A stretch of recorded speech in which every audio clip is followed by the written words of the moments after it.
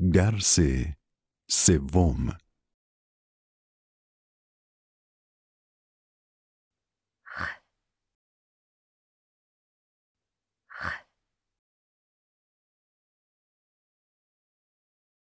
خانه، میخ، ج ج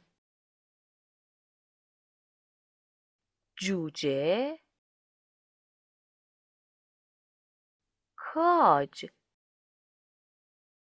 ی